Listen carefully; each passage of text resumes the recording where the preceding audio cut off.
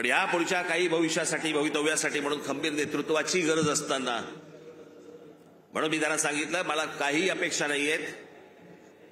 महाराष्ट्र नवनिर्माण सेना, भारतीय जनता पक्ष, शिवसेना आणि एनसीपी, परंतु फक्त नरेंद्र मोदींसाठी बिनशर्त पाठिंबा देत आहे हे मी आज आपल्या समोर सगळ्यांसमोर जाहीर करतो।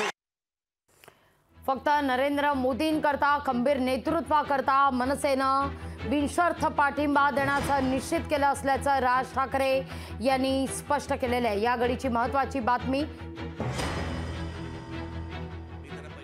या सगळ्या विषयी बोलण्याकरता संजय शिरसाट आपल्यासोबत जोडले गेलेले आहेत। स्वागत आहे तुमचं लोकशाही मराठीमध्ये। खंबीर नेतृत्वाकरता राज ठाकरेंनी बिनशर्त महायुतीला पाठिंबा दिलाय, काय पहिली प्रतिक्रिया आहे? आज खऱ्या अर्थानं मी स्वतः खूप आनंदी आहे। महाराष्ट्राच्या महायुतीमध्ये राज साहेबांनी एक कळसाचं काम केलेलं आहे। आता महायुतीचा हा अश्वमेध कोणीही रोखू शकणार नाही हे मात्र निश्चित झालेलं आहे।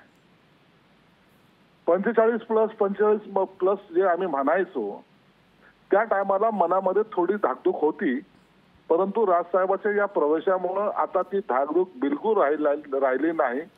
आता 45+च होणार एवढं मात्र निश्चित झालेलं आहे। राजसाहेबांनी घेतलेली ही भूमिका अत्यंत स्पष्टपणे, अत्यंत निर्भीडपणे आणि कोणतीही डिमांड किंवा हे पाहिजे ते पाहिजे हे द्याल का असं व्यवहारिक कधीच ते बोलले नाही। चला खुले दिलनी मी तुम्हाला आमचा पाठिंबा आहे हे म्हणायला जे काळीज लागतं ते राजसाहेबांकडे आहे आणि आज त्याने ते महाराष्ट्राला दाखवून दिलेलं आहे। शिरसाट साहेब, तुम्ही आता जे वक्तव्य केलं ते फार महत्त्वाचं आहे।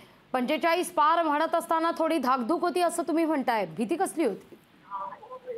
त्यामुळे मताचं जर विभाजन कुठे जरी झालं, थोड्याफार प्रमाणात जरी झालं, 1-2% जरी मताचं विभाजन झालं तर सीटांना धक्का लागण्याची शक्यता असते। एखादी सीट 500 मतांनी पडली, 1000 मतांनी पडली अगदी हे हा पराभव झाला हे मान्य करावं लागतं। आणि अशा वेळेला राजसाहेबांनी पाठिंबा देणं याचा अर्थ फार मोठी जी काही अपेक्षा होती ती आमची आज पूर्ण झाली। निश्चित धन्यवाद शिरसाट साहेब, आमच्याशी संवाद साधला त्याबद्दल। लोकशाही मराठी ऐका, पहा, जागरूक रहा।